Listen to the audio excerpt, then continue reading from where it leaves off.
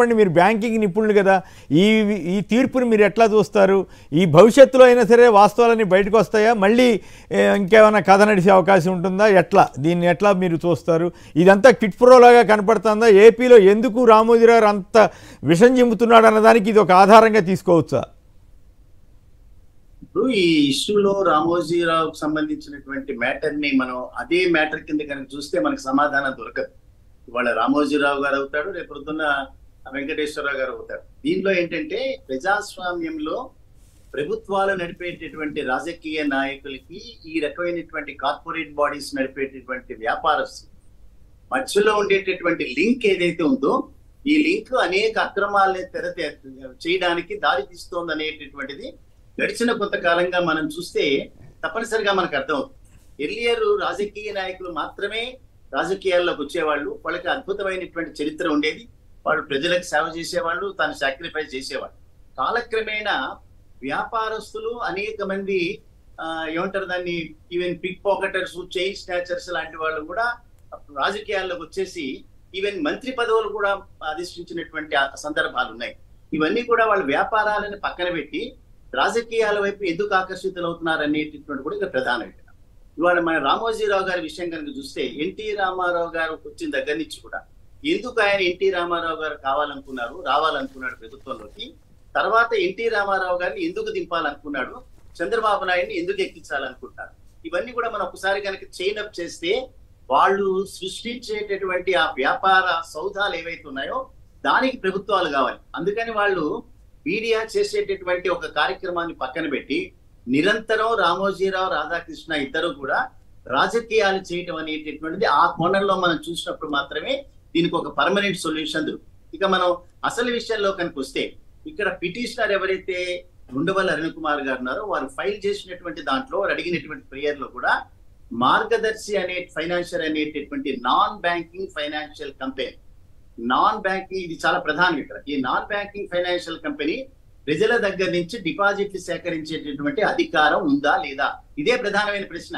నేను ఎవరికి పే చేసినాను, ఎవరికి పే చేయలేదు సెకండరీ క్వశ్చన్.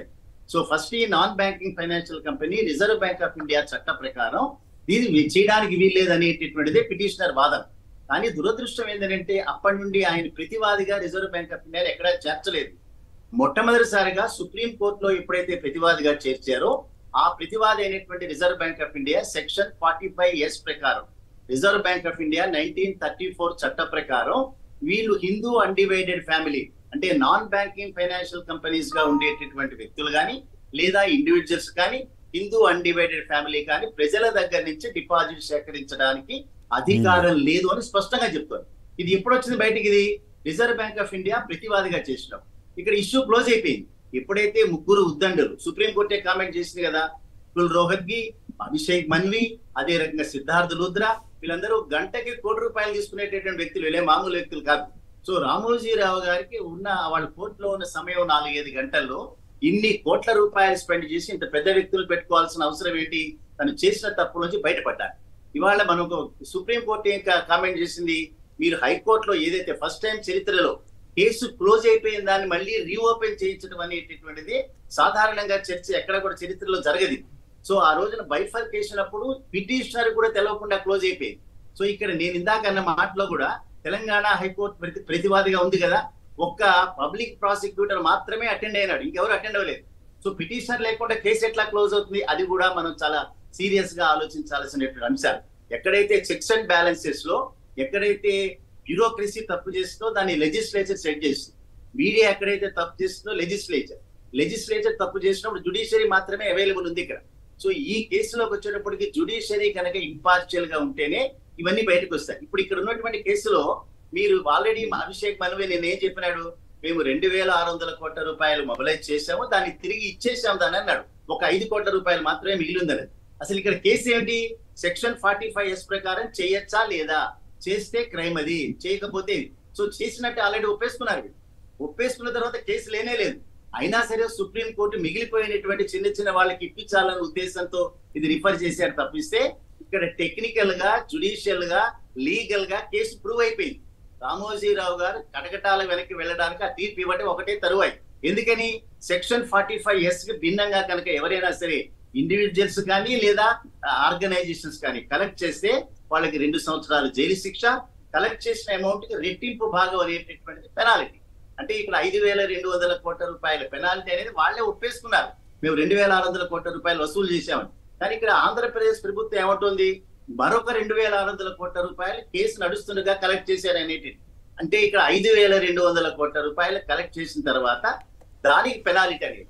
అయితే ఇక్కడికి వచ్చేటప్పటికి ఎందుకు ఈయనకి అంత కక్ష జగన్మోహన్ రెడ్డి గారి ప్రభుత్వం పొద్దున్నే సాయంత్రం దాకా ఎందుకని? ఎందుకంటే ఆయన ఉంటే ఈ ఆటలు సాగవు. అదే చంద్రబాబు నాయుడు కనుక వచ్చిన రోజున మళ్ళీ తిరిగి వీళ్ళ వ్యాపారాల్లో అక్రమంగా చేసేటటువంటి కార్యక్రమాలు మళ్ళీ తెరదీస్తారు. అందుకని సుప్రీంకోర్టు చంద్రచూడ్ గారి నాయకత్వంలో ఇచ్చేటటువంటి అద్భుతమైనటువంటి సెటిల్మెంట్ లో ఈ కేసు క్లోజ్ అయిపోయిన కొట్టివేయబడినటువంటి కేసుని మళ్ళీ తిరిగి రీఓపెన్ చేసి ఎవరైతే కొట్టివేసినారో అదే హైకోర్టు చేత మళ్ళీ విచారణ జరిపించడం అనేటటువంటిది చాలా అద్భుతం. ఈ ప్రాసెస్ లో ఏమవుతుంది, పబ్లిక్ నోటీస్ ఇచ్చి ఎవరెవరికైతే రాలేదు 5,000, 10,000 రూపాయలు రాలేదు వాళ్ళందరి వివరాలు. రెండోది దీనిలో ఎస్టాబ్లిష్ అయ్యేది ఏమిటి, ఒకసారి సుప్రీంకోర్టులో లాస్ట్ టైం జరిగినప్పుడు ఎవరెవరికి మీరు పే చేశారు వివరాలు ఇవ్వమంటే డినై చేశారు, వీళ్ళు ఇవ్వమన్నారు. అయితే అక్కడ ఇవాళ తేలేదేమిటి, ఎవరెవరికి ఇచ్చారనేటటువంటి లిస్టు మొత్తం వస్తుంది. దానిలో చంద్రబాబు నాయుడు గారు ఉన్నారా, భువనేశ్వర్ గారు ఉన్నారా, లోకేష్ ఉన్నారా, ఇవన్నీ వస్తాయి. దీనిలో ఎవరెవరికి పే చేశారు, ఎవరి దగ్గర నుంచి కలెక్ట్ చేశారు.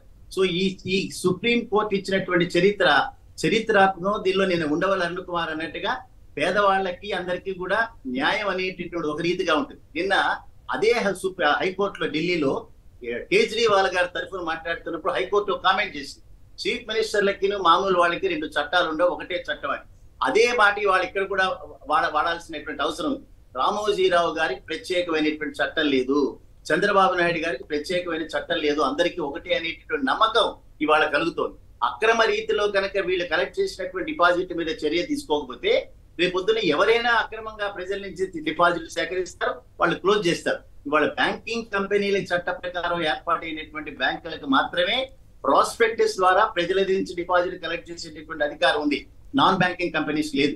అంచేది ఈ కేసులో మనం ఎస్టాబ్లిష్ అయ్యేది ఎవరెవరి దగ్గర వీళ్ళు కలెక్ట్ చేశారు అనేది లిస్టు తెలుస్తుంది ప్రజలందరికీ. సెకండ్ థింగ్, ఆల్రెడీ వాళ్ళు ఒప్పేసుకున్నారు మేము కలెక్ట్ చేసేవనేటటువంటిది, దాన్ని తిరిగి రీపేమెంట్ చేసేటటువంటి చర్య తప్పనిసరిగా 6 నెలల్లో అది కంక్లూడ్ అవుతుంది. రామోజీరావు గారు చెర్లపల్లి జైలుకి వెళ్ళేటటువంటి అవకాశం వారికి లభిస్తుంది. మరి అది మీరేదో రూల్స్ ప్రకారం చెబుతున్నారు కానీ అప్పుడే 6 నెలల్లో తేలుతుందా? ఇవన్నీ 20 ఏళ్ళు డ్రాగ్ చేయగలిగిన వాళ్ళు ఈ చేయలేరా? ఇది ఎదుటి వాళ్ళ మీద ఇష్టం వచ్చినట్టు రాసేవాళ్ళు వాళ్ళ గురించి మాత్రం రాసుకోరు. పైగా అసలు వార్తే రాయొద్దని చెబుతున్నారు రాంబాబు గారు. ఇప్పుడు వార్త రాయకుండా ఉండాలని విశ్వ ప్రయత్నం చేసినట్లున్నారు కదా సుప్రీంకోర్టులో. అంటే ఆల్రెడీ వాళ్ళు తెచ్చుకున్నారు కదండి అమరావతి కేసులో గ్యాగ్ ఆర్డర్ కదా, ఆ గాగార్డర్ అనుభవాలు ఉన్నాయి. అది అప్పుడు వేరేది, అప్పుడు ఎవరు ఇచ్చారనేది అదృశ్య శక్తులు లేరు ఇప్పుడు. రైట్. చంద్రబాబు నాయుడు గారి కర్మ కాలిందంటే అదృశ్య శక్తులు ఎవరు లేరు ఇప్పుడు. లేకపోతే ఆయన జైల్లోకి వెళ్ళుండేవాడు కాదు, 53 రోజులు ఉండుండేవాడు కాదు. ఏదో ఒక రోజున ఎవరికైనా సరే కర్మ కాలే రోజు వస్తుంది, ఇవాళ రోజు వచ్చింది.